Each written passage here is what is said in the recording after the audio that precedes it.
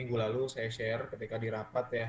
Jadi 2 kali seharusnya di minggu pertama saya masih gunakan untuk koreksi UTS ya. Jadi kelasnya kan banyak banget nih. UTS tipografi, UTS desain visual dasar, terus kemudian ada metodologi penelitian dan presentasi karya. Jadi saya butuh waktu tuh di minggu setelah UTS. Maka saya tidak melakukan penyampaian materi. Nah, ketika saya jadwalkan di minggu berikutnya ternyata ada rapat. Yang akhirnya kemarin di minggu lalu saya share-nya lewat WhatsApp group. Nah, mungkin karena keterbatasan WhatsApp group juga penyampaiannya mungkin teman-teman kurang nangkap apa yang saya sampaikan. Nah, ini saya akan coba jelaskan tentang materi terakhir. Kelihatan ya? Nah, ini materi tentang merancang huruf. Nah, materi merancang huruf ini nanti akan sampai pada pertemuan terakhir, jadi menjelang UAS gitu. Ketika nanti UAS, teman-teman tidak ada soal yang terpisah gitu, kayak misalkan perkuliahan yang lain gitu ya, atau ujian-ujian yang lain yang teman-teman dikasih soal dan seterusnya. Jadi hasil akhir dari perancangan huruf ini nanti yang akan dijadikan nilai UAS gitu. Maka nilai tugas hariannya diambil dari proses ketika teman-teman merancang si huruf ini. Jadi ini juga udah saya share ya, teman-teman juga bisa baca lebih lanjut soal penciptaan huruf. Jadi perancangan huruf ini dibuat atas dasar sebuah permasalahan begini. Kita sama-sama tahu ya bahwa yang namanya hasil budaya, sebentar ini ada yang baru masuk. Jadi tentang artefak budaya, mau itu ornamen, mau itu motif, kemudian senjata tradisional, tarian, apalagi wayang, dan banyak ya hasil-hasil kebudayaan dari hasil tradisi dari budaya Indonesia itu banyak macamnya. Kemudian karena generasi muda itu dianggap kurang melestarikan, gitu, maka banyak beragam ilmu lain yang akhirnya mencoba untuk gimana caranya supaya generasi muda aktif kembali gitu melestarikan. Ada yang bikin media berupa film dokumenter, ada yang bikin rancangan buku informasi, ada yang bikin animasi, games, dan seterusnya. Gitu. Bahkan ada yang mulai bikin aplikasi berbasis Android. Gitu. Nah ternyata huruf ini bisa dijadikan alat, gitu. Bisa kita jadikan kendaraan untuk mengenalkan tradisi budaya Indonesia gitu, dengan merancang huruf. Gitu. Kalau teman-teman lihat di Davon, iPhone, dan seterusnya juga, kayaknya huruf-huruf yang basisnya adalah kebudayaan Indonesia atau Nusantara itu dikit gitu ya, sedikit gitu. Yang bikin jadi akhirnya banyak perancangan huruf ini kan karena ya ini apa namanya DKV Unindra gitu, karena setiap semester ya di mata kuliah tipografi terapan merancang huruf ini jadi wajib. Gitu. Dulu saya ingat betul pertama kali merancang huruf ini dijadikan materi karena ada 2 mahasiswa waktu itu senior teman-teman, satu di angkatan saya angkatan tahun 2006, itu TA-nya di 2010, namanya Abdul Hafiz Hilman, yang kemudian dia membuat sebuah rancangan huruf berbasis Nusantara waktu itu, yaitu dia melengkapi teman-teman mungkin tahu yang rancangan huruf tentang pesona Indonesia, kan muncul cuman pesona Indonesia, terus kemudian dipakai lagi di Wonderful Indonesia gitu. Nah kan huruf yang dipakai cuman hurufnya itu aja kan gitu. Maka kemudian dilengkapi oleh Abdul Hafiz Hilman ini gitu. Ini teman satu angkatan cuman beda kelas, dia anak reguler pagi, saya yang kelas sore gitu. Kemudian di tahun berikutnya ada Budika Kuartarosita, mungkin teman-teman kenal. Nah, Budika itu bikin perancangan huruf berbasis ondel-ondel waktu itu.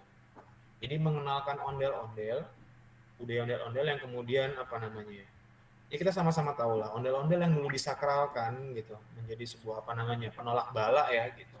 Bentuknya dulu serem, sekarang kemudian bentuknya jadi nggak menyeramkan gitu ya. Kan sekarang bergeser fungsinya kan jadi alat untuk ngamen gitu ya. Maka Budika mau mencoba apa namanya mensakralkan lagi itu si ondel-ondel, tapi lewat pendekatan tipografi. Gitu. Nah Budika tuh orang kedua. Lalu ada lagi yang bikin gitu. ada yang bikin lagi ondel-ondel, itu angkatan 2009 saya lupa ya gitu. Jadi Abdul Hafiz Hilman, Budika Kwartarosita, dan satu mahasiswa lagi angkatan 2009-2010 gitu. Setelah itu baru dibakukan menjadi sebuah materi yang wajib untuk teman-teman tahu gitu ilmunya, karena di luar sana banyak rancangan-rancangan huruf yang basisnya dari budaya ya gitu. Nah, sekarang kita coba nih dari keberagaman budaya Indonesia ini, mau artefak apapun itu bisa kita jadikan sebuah uh, referensi untuk dibuat sebuah rancangan huruf gitu. Nah, di pertemuan yang lalu saya share nih, untuk bikin sebuah rancangan huruf ini ada beberapa pendekatan teknik yang bisa teman-teman gunakan gitu. Yaitu menggunakan basic type, atau teman-teman sudah punya huruf baku yang nantinya mau di redesign gitu ya. Itu yang pertama. Yang kedua, teman-teman bisa membuat hurufnya dari nol, artinya tidak menggunakan basic type sama sekali gitu. Jadi dikesampingkan tuh. Kenapa akhirnya dua teknik ini dibikin gitu. Yang pertama, kita mungkin punya keterbatasan ketika membuat sebuah anatomi huruf dari nol gitu. Maka untuk tipe-tipe tipe-tipe desainer ya gitu, kita yang memang punya keterbatasan itu, maka dibantu dengan yang namanya basic type tadi. Jadi teman-teman tinggal mengambil beberapa part yang ada di objek yang teman-teman pilih, yang kemudian di transformasi gitu ya, digabung gitu. Dua cara ini boleh dan legal, bisa teman-teman gunakan. Nah, ini kan beberapa contoh dari hasil budaya tradisi ini. Kemarin ada yang bertanya juga, Pak boleh motif nggak? Pak boleh apa namanya? Boleh boleh motif, ragam hias, terus kemudian corak, pattern tertentu apapun. Mau itu yang ada di rumah adat, mau itu yang ada di kain, mau itu ada di apa namanya? Alat musik kan suka ada pattern-patternnya tuh, suka ada motifnya. Itu bisa teman-teman gunakan. Kemudian wayang, kalau misalkan artefaknya adalah wayang juga bisa gitu. Ini wayang juga beragam nih gitu. Contohnya ketika nanti dibikin, nanti saya juga kasih contoh ya. Itu saya akan coba bikin. Nah, ini contohnya ketika sebuah huruf digabung dengan uh, ornamen yang ada di, teman-teman mungkin tahu ya, di Kalimantan tuh kan ada baju adat yang lengkap dengan alat perangnya, ada tamengnya tuh. Nah, di tamengnya itu kan suka ada ukiran. Nah, ukiran itu yang digunakan sebagai basis perancangannya. Gitu. Kemudian dari sebuah apa namanya, kostum tari itu juga bisa teman-teman jadikan objek untuk merancang nanti. Nah, dari misalkan gini, teman-teman menggunakan objek keris, misalkan ya, menggunakan objek keris. Keris kan terbagi jadi dua anatomi ya, ada bagian bilah kerisnya, mau itu lurus ataupun yang melengkung, dan gagangnya kan gitu ya. Ada tiga sih sama sarungnya gitu, tapi yang bentuknya bisa kita ambil yaitu bilah kerisnya dan gagangnya gitu. Nah, nanti tidak perlu semua bagian keris harus dimasukkan ke dalam rancangan huruf gitu, tapi cukup teman-teman cari bagian mana yang memang dia punya ciri fisik paling dominan gitu. Pokoknya kalau misalkan orang lihat hurufmu gitu, harus tahu bahwa ini rancangan hurufnya adalah diambil dari objek apa. Sampai sini paham ya? Jadi teman-teman harus melihat ciri dari si objek ini yang pokoknya orang-orang familiar dengan bentuknya. Yang kedua, ngobrolin soal teknik tadi, teman-teman bisa menggunakan basic type atau yang langsung mulai dari nol, yang bebas saja. Nah, nanti semua ini yang sudah teman-teman rancang, merancangnya itu bertahap gitu. Yang namanya merancang kan juga tidak bisa langsung tiba-tiba digital gitu ya, teman-teman. Apa namanya? Teman-teman harus bikin versi manualnya dulu gitu ya. Dibikin sketsanya dulu aja gitu, coret-coret. Pantas nggak, cocok nggak gitu ya. Terus kemudian baru nanti berlanjut ke tahap digitalisasi. Kalau ketika bikin sketsa, teman-teman cukup bikin A, I, U, E, O, huruf vokal uppercase, lowercase, kemudian ada angka dan ada beberapa tanda baca, minimal 5 lah teman-teman bisa bikin. Setelah itu baru ketika dibikin versi digitalnya, teman-teman mulai lengkapi tuh. Dari uppercase A sampai dengan Z, lowercase a sampai dengan Z. Gitu. Kemudian angka tetap 1 sampai dengan 0, lalu tanda baca. Gitu. Setelah versi digital ini selesai, teman-teman buat vektornya, nanti tahapannya cuma sampai vektor ya. Vektornya sudah selesai, nanti disajikan dalam bentuk katalog. Nah, nanti katalognya seperti apa, saya fotoin di minggu depan baru saya jelasin bentuk katalognya seperti apa, layoutnya seperti apa gitu. Itu nanti sih belakangan ya gitu. Yang terpenting adalah teman-teman mulai merancang dulu. Nah, di tugas yang ini yang kemarin juga saya share, kan teman-teman bikin nih gitu. Jadi untuk memudahkan nanti penilaian ya gitu.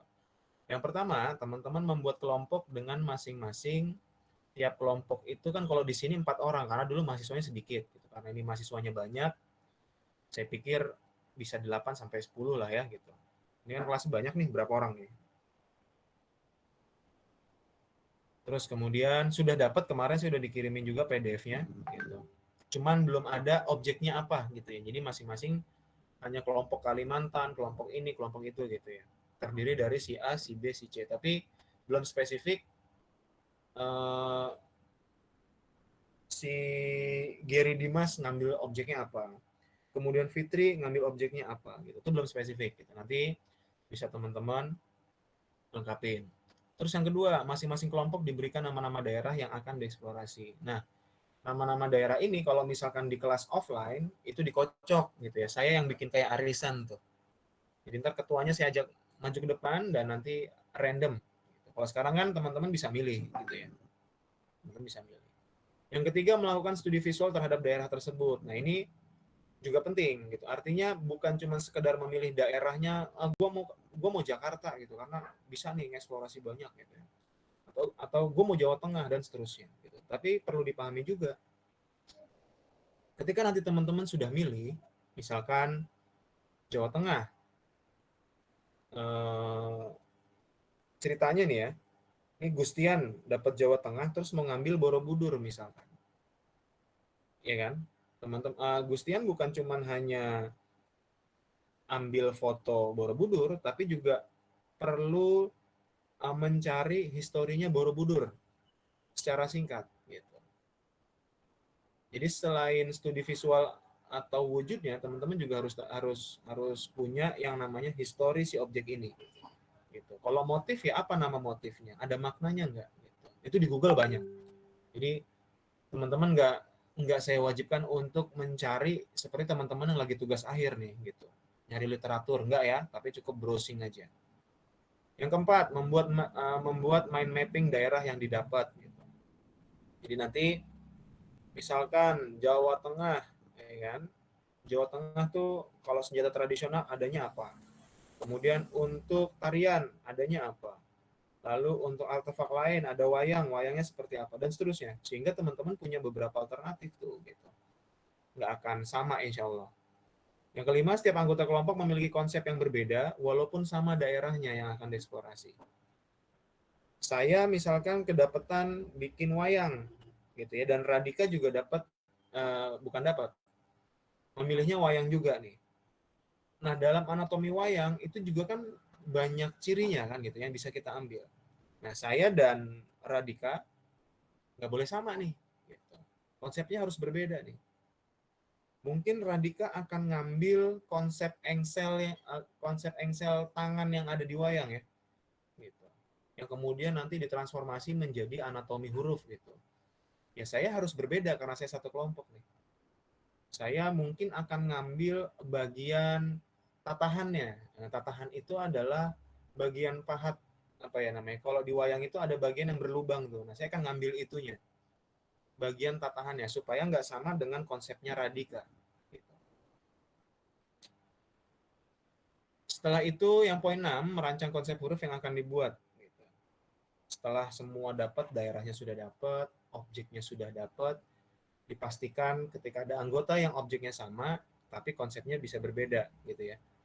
Mulai itu, masing-masing akan merancang huruf sendiri-sendiri. Jadi bukan dikerjakan secara kelompok, tapi masing-masing mengerjakan sendiri. Yang kelompok hanya daerahnya aja. Yang poin nomor 7, sketsa hurufnya uppercase A sampai Z, lowercase a sampai Z, 0 sampai 9. Kemudian tanda baca. 5 aja minimal. Ini kertas ukuran A5 bukan masing-masing huruf ya. Kalau bisa dalam satu ini aja. Misalkan nanti dalam ukuran satu kertas A5 cuma cukup 10 ya teman-teman, masukinnya 10 gitu supaya nggak terlalu banyak ya. Lalu poin nomor 8, ini ada garis bantu, bisa teman-teman gunakan. Lalu nomor 9, ini mind mapping dan mood board.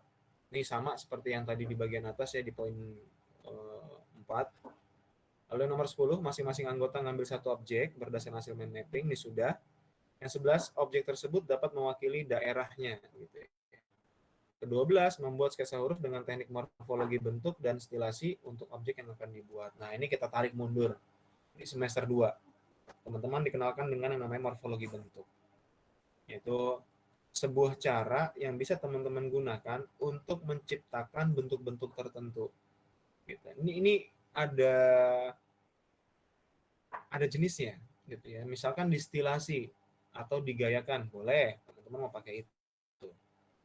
Mau ditransformasi, boleh, gitu ya. Transformasi itu menggabungkan dua buah objek menjadi satu sehingga menghasilkan wujud yang baru. Kemudian didekonstruksi, artinya merubah secara total, tapi esensinya tidak, gitu ya. Terus kemudian untuk mempersingkat waktu, teman-teman kalau misalkan yang sudah bikin manual di kertas ukuran A511 ya udah diterusin. Tapi kalau yang belum, langsung dijadikan satu aja. Gitu. Dan tidak usah bikin A sampai Z, tapi huruf vokalnya aja. Gitu ya. A, I, U, E, O, kemudian angka 0 sampai 9 dan tanda baca. Nanti dari situ sudah mewakili kok untuk bentuk-bentuk yang lain. Nanti bentuk-bentuk yang lain saya cek di versi digitalnya. Oke, sebelum saya mulai bikin contoh rancangan huruf, penggabungan antara huruf dengan objek, sampai sini ada yang mau ditanyain nggak? Silakan.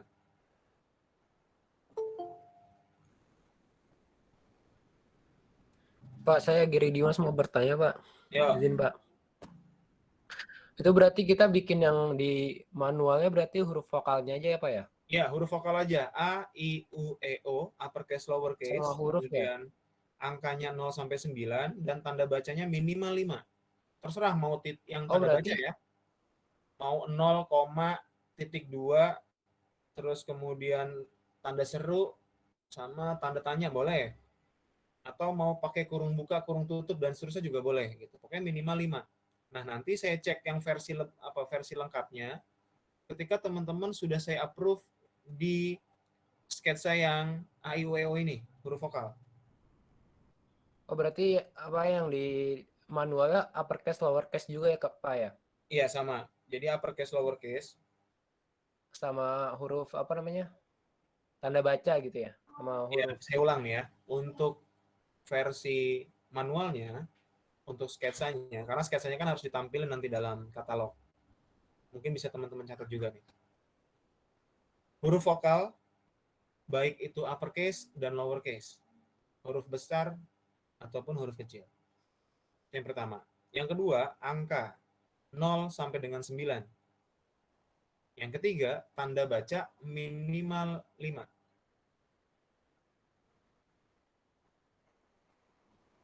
Berarti untuk yang mind map-nya itu berarti belakangan ya, Pak, bikinnya atau gimana, Pak?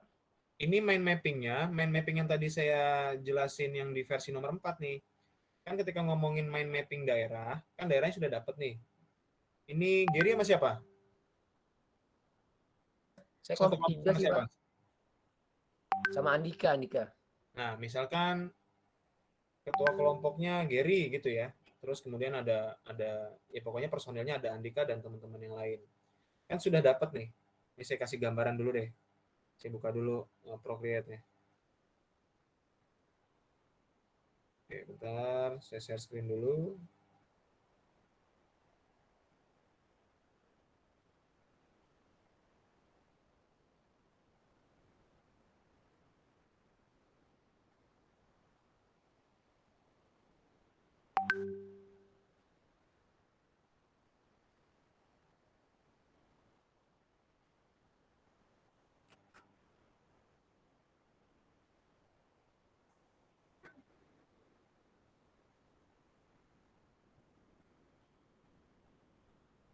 Misalkan kan gini ya.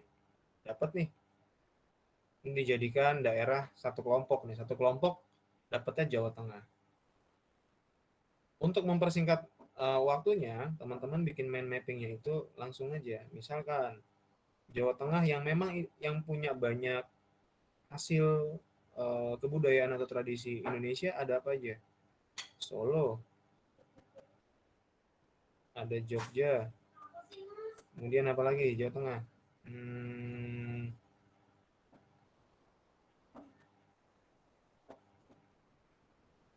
Kebumen. Pak, Semarang, Pak. Ya, kenapa? Solo, Jogja, Kebumen.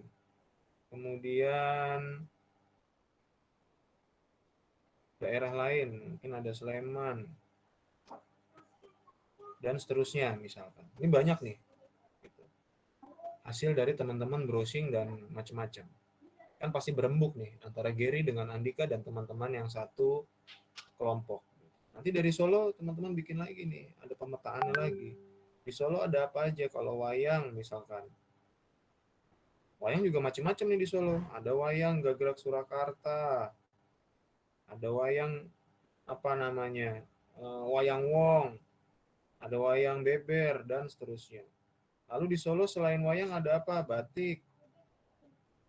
Batik juga macam-macam motifnya. Ada batik Keraton Solo, ada batik yang rakyatnya, dan seterusnya. Lalu selain ini ada apa aja? Ada keris. Nah, keris juga terbagi macam-macam nih.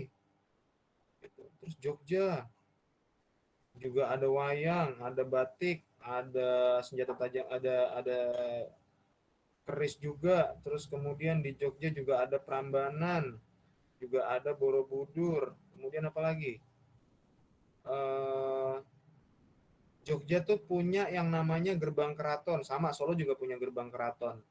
Nah, di situ ada yang namanya, saya lupa lagi.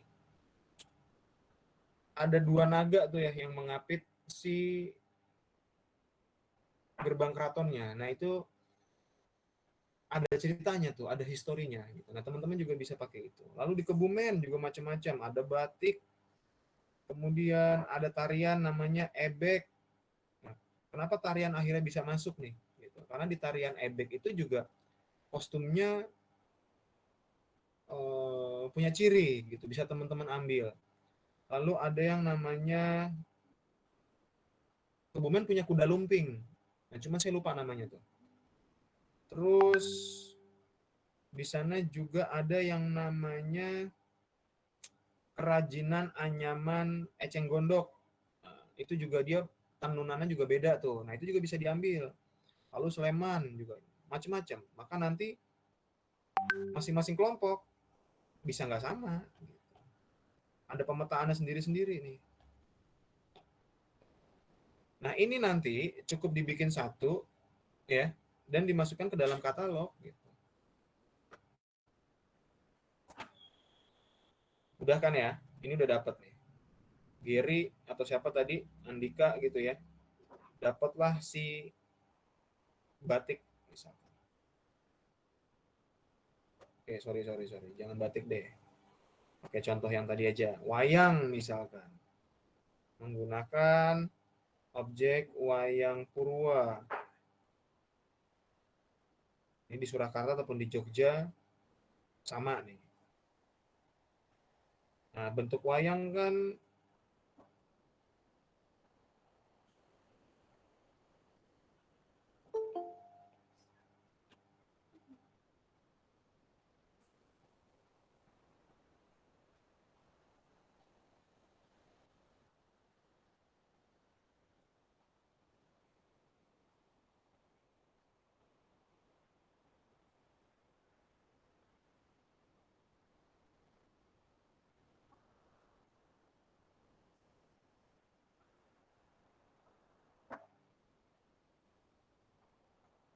misalnya bentuk wayangnya begini nih.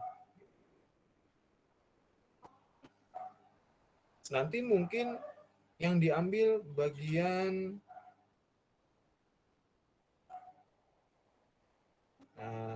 konsep ininya. Nanti di mind mapping juga ada. Atau mau ambil bagian struktur yang paling ciri ya di bagian mahkotanya. Yang kalau saya perbesar bentuknya nanti bisa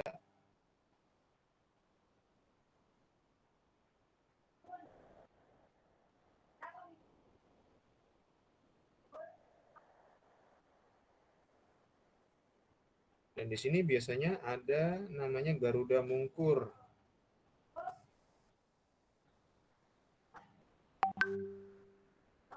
Atau mau ambil ininya juga boleh gitu. Jadi yang tadi daerah, yang ini objek gitu. Nanti juga dimasukkan ke dalam katalognya. Gitu. Saya ada di situ katalognya, cuma saya harus bongkar-bongkar rak buku saya ya gitu. Insya Allah minggu depan lah baru bisa saya fotokan untuk teman-teman. Jadi cukup begini aja nanti. Ya, siapa tadi? Gary atau siapa tadi yang nanya? Iya Pak, paham Pak. Sekarang saya coba masuk di perancangan huruf tentang dua teknik tadi. Yang pertama menggunakan basic type. Ya, kita coba yang menggunakan basic type dulu.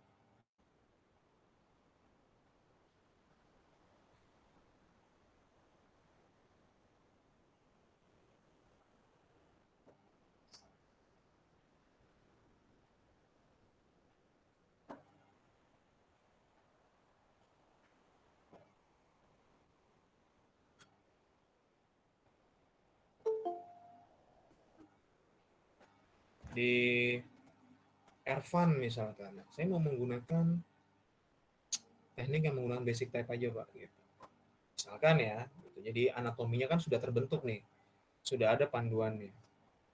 Nah, kemudian Ervan apa Ervan? Dapat daerah apa Van? Sumatera, Pak. Oke, Sumatera. Objeknya apa Van? Belum tahu, Pak. Nah, kira-kira. Kemungkinan Karambit, Pak. Karambit ini ya senjata tajam yang melengkung itu ya? Iya, betul, Pak. Saya lupa lagi bentuknya gimana ya. Ya anggaplah bentuknya misalkan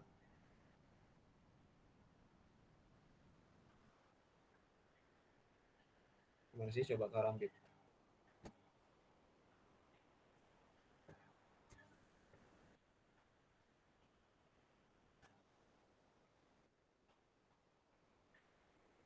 Oke. Bentuk karambitnya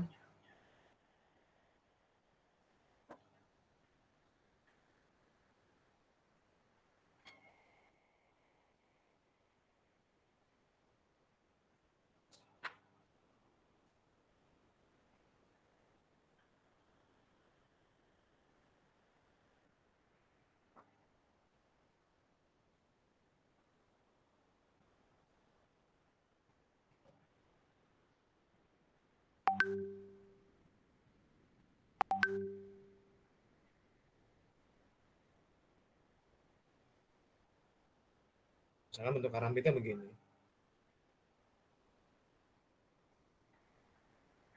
Ervan menggunakan basic type-nya adalah serif. Nanti disebutkan ketika serif apa typeface-nya secara spesifik. Misalkan Times New Roman. Ini sebagai basic type yang digunakan oleh Ervan. Kemudian Ervan pilih objeknya yaitu karambit. Gitu ya. Berarti selain teknik yang menggunakan basic type, kalau berdasarkan morfologi, ini disebutnya sebagai transformasi kan. Gitu. Digabung nih keduanya. Sehingga hasilnya mungkin, ini tafsir visualnya akan beda-beda antara saya dengan Ervan, walaupun sama-sama menggunakan basic type-nya Times New Roman dengan si karambit. Oke, kita coba ya. Mudah-mudahan teman-teman juga dapat gambaran. Ini berlaku untuk teman-teman yang lain kalau pas mau bikin.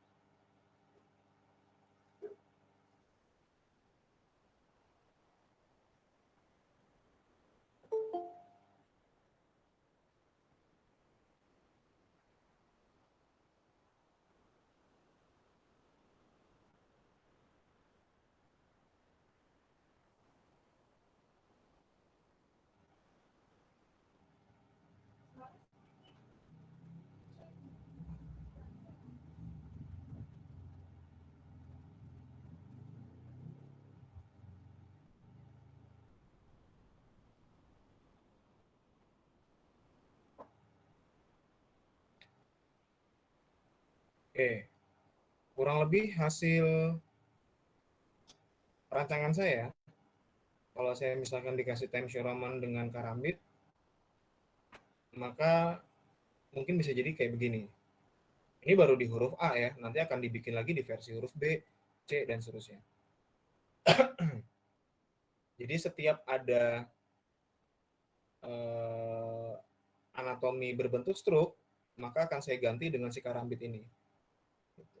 Mungkin Ervan punya konsep rancangan yang lain, tidak menggunakan struknya, gitu, tapi menggunakan atau memanfaatkan stemnya untuk kemudian dijadikan si karambit tadi.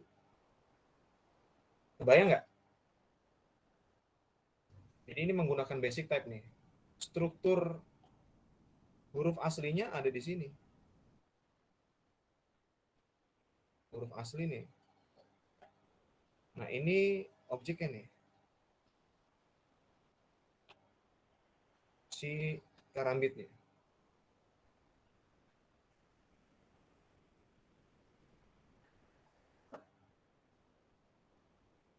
Nah kalau misalkan sama-sama menggunakan karambit ya, tapi pakai teknik yang kedua misalkan.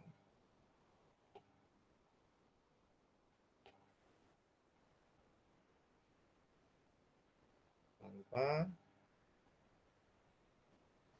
basic type.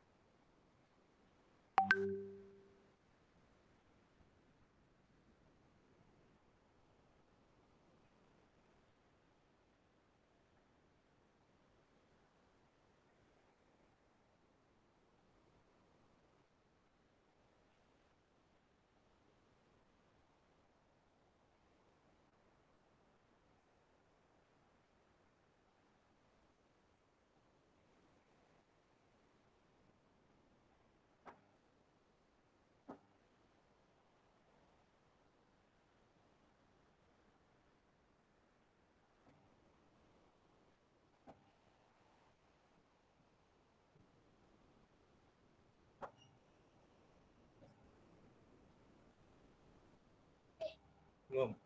Oh, belum. Apa karambit?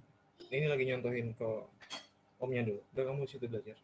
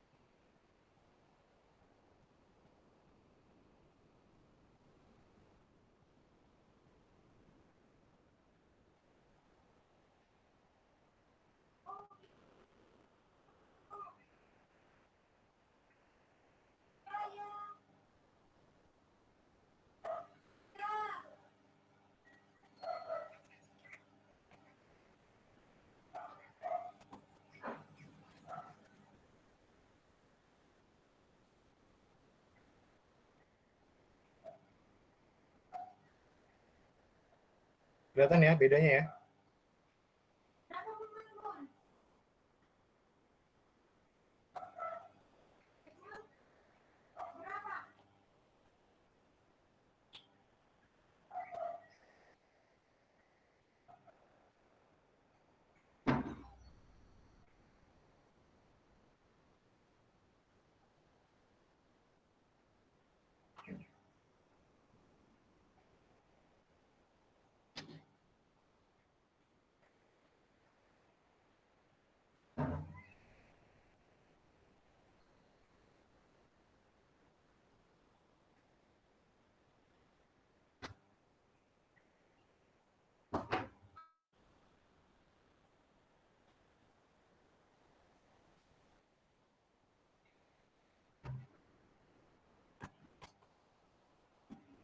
Oke, kelihatan bedanya?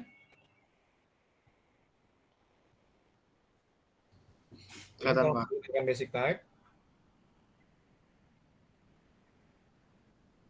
Nah, ini yang tanpa basic type. Jadi kalau misalkan kita bedah konstruksinya,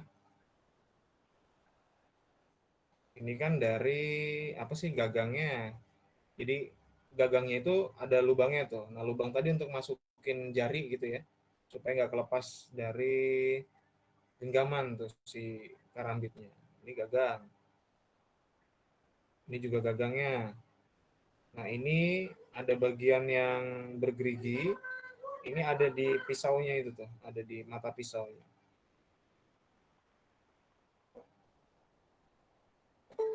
Lalu karakteristik karambit yang melengkung juga ada nih di bagian sini.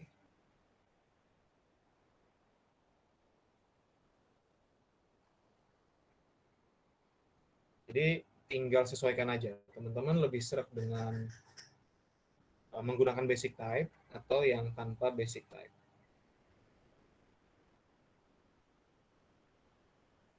Boleh juga yang misalkan nanti teman-teman modelnya begini. Menggunakan basic type, apa namanya, serif lah ya, yang hurufnya tebal-tebal.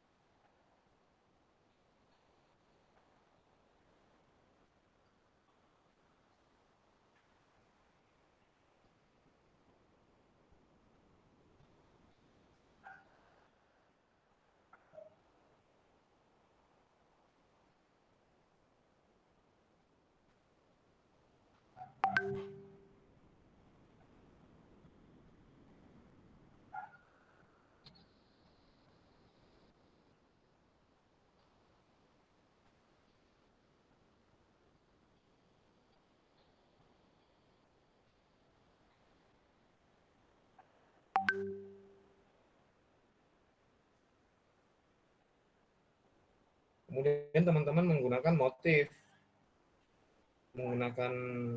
batik misalkan. Ini khusus untuk yang motif ya. Motifnya yaitu yang parang misalkan, atau apa sih, saya juga nggak terlalu hafal ya. Kan suka ada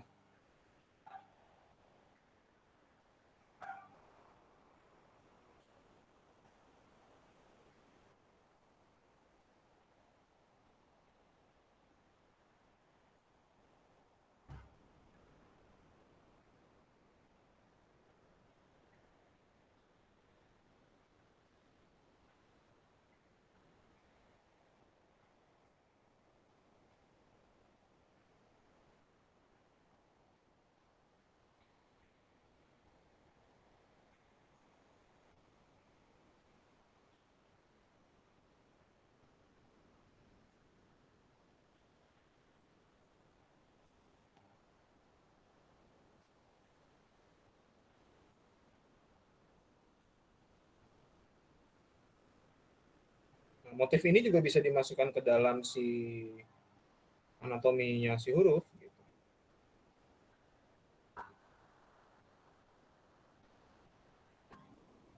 Jadi bukan sebagai elemen pembentuk utama, tapi sebagai pattern gitu. Jadi karena fungsinya dia sebagai motif gitu ya, yang biasa ada di kain yang lembaran, anggaplah si huruf ini ya sebagai kain lembaran gitu. Jadi teman-teman bikin polanya.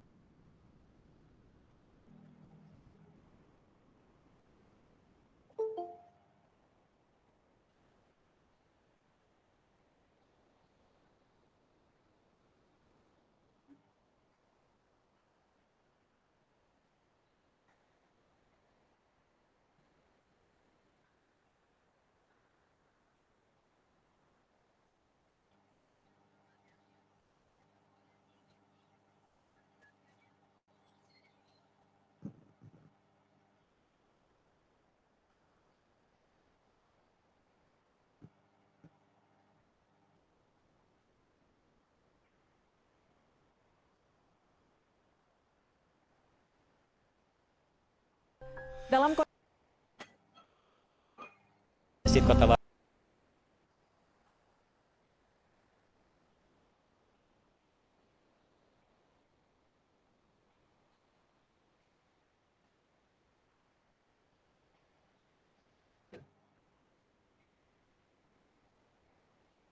Ini juga boleh.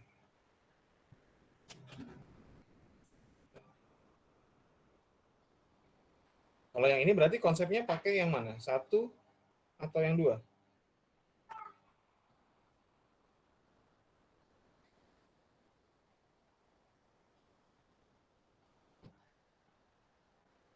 Kan satu.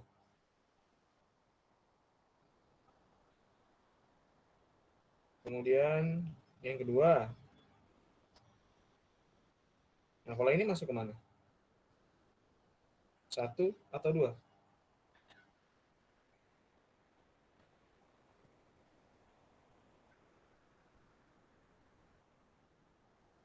Kayaknya satu, Pak. Tuh, ini menggunakan basic type. Karena jelas konstruksi anatominya masih kelihatan jelas. Gitu. Karena dibantu nih tadi yang sans serif. Gitu. Kalau misalkan teman-teman mau main di model yang seperti ini, pastiin basic type-nya itu sans serif yang memang tebal. Gitu ya. Kayak misalkan Montserrat yang extra bold, terus kemudian Swagger juga nanti di bold, lalu apalagi Arial Black juga bisa gitu. Banyak gitu. Karena kan harus memastikan tuh gitu. Ornamen yang dimasukkan ke dalam sini tetap kelihatan gitu ya. Kalau misalkan ketipisan, ya teman-teman nanti struknya akan tipis. Gitu. Nah ini kan biasanya kita main di stroke ya kan. Kalau misalkan bikinnya di Illustrator, berarti teman-teman harus atur ketebalan outline ya gitu. Atur ketebalan garis yang dipakai ya untuk membentuk pattern ini. Gitu. Oke, sampai sini ada yang mau ditanya? Silakan.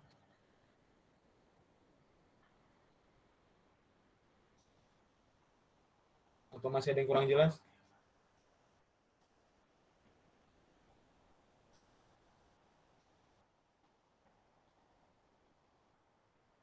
Cukup, Pak. Cukup ya, jelas ya. Jadi ini kita ulang. Yang pertama,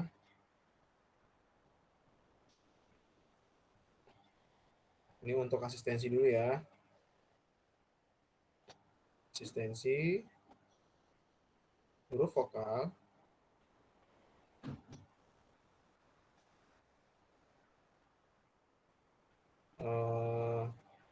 Uppercase, lowercase. Kemudian ada angka 0 sampai dengan 9. Lalu kemudian tanda baca.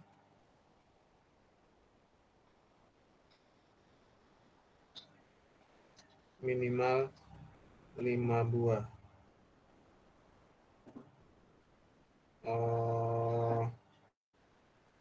Berarti kalau menggunakan kertas A5, paling tidak uppercase-nya 1, lowercase-nya 1, angka 1, tanda baca 1. Jadi total ada 4 A5. Dah, ini aja.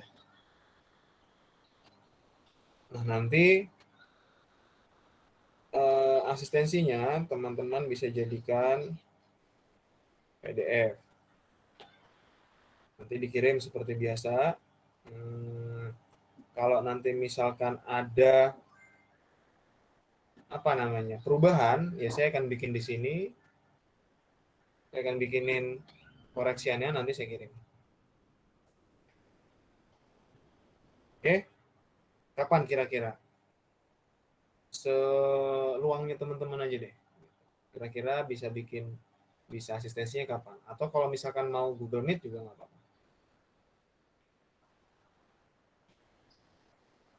Rabu, Kamis?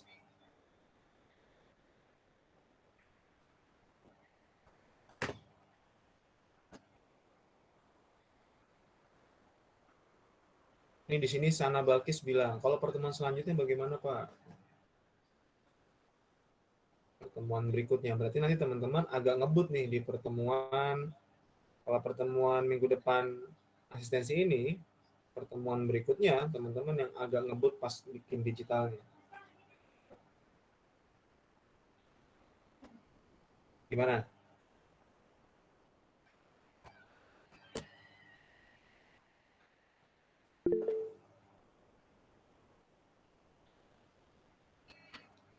Apa? Boleh Pak? Ini apa Faik? Boleh Paknya? Boleh apa nih?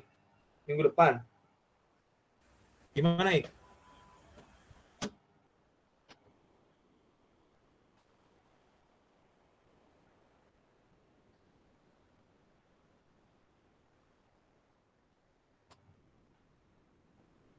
Nah, teman-teman gimana? Jadi kalau minggu depan itu berarti yang buat digitalnya agak dikebut, maksudnya gimana Pak? Ya berarti kan pertemuannya, sisa waktu pertemuannya harus kepangkas dong. Gitu. Maksud Kalau saya, misal kalau misalkan bisa hari Rebo kita asistensi, nah nanti mungkin di pertemuan berikutnya teman-teman sudah bisa kalau misalkan ada yang belum diasistensi kan bisa dipakai, atau sudah bisa masuk ke tahap digitalisasi nyicil gitu. Jadi kita ngukur waktunya gitu. mungkin gini aja Pak, nanti kalau misalnya teman-teman misalnya ada yang udah selesai mulai dari Rabu bisa dicicil asistensi, nanti gimana Pak? Oh berarti bertahap, nggak dikumpulin Bertahap jadi aja, ya bertahap aja bisa nggak Pak? ya nggak apa-apa. Ya, jadi misalnya yang udah kelar langsung dikirim aja di grup berarti ya Pak ya? Buat Boleh. asistensi. Oke, Misalkan siap. yang sudah kekejar di hari Rabu nanti dikirim di grup, tapi dengan syarat tidak ada chat yang lain selain asistensi. Oke, siap Pak. Berarti Gitu. udah. Jadi Gary udah bikin nih, gitu ya. Gary udah ngirim di grup pagi. Jangan ada chat lagi. Jadi memang chatnya khusus untuk masukin file-file asistensi. Nah, nanti saya koreksi tuh. Oh Gary ada catatan di bagian sini. Mungkin dibantuin. Nanti kalau misalnya ada contoh, misalkan nggak kegambar ya, Gary bingung dari catatan saya, ya saya akan bikin di sini, nanti saya kirim. koreksinya Oke. dari mana. Oke, baik Pak. Berarti bertahap aja berarti apa ya untuk Oke ya, berarti kita start dari hari Rabu. ya sampai Nah. pertemuan minggu besok berarti ya Pak ya? Betul, sampai pertemuan berikutnya. Misalkan Gary sudah saya approve di hari Rebo, berarti Gary di hari Senin malam ya sudah mulai bisa bikin atau bisa mulai asistensi nyicil huruf yang sudah dibuat versi digitalnya. Walaupun belum selesai semua, tapi sudah bisa asistensi ke digital. Gitu ya. Oke, baik Pak. Oke, jadi sepakat hari Rabu teman-teman sudah asistensi secara bertahap. Syukur-syukur kalau semua udah bisa di hari itu.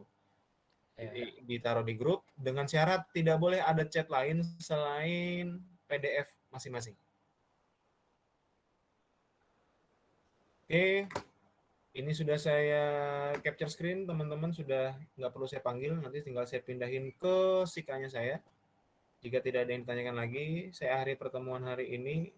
Teman-teman bisa lanjut nyicil asistensi.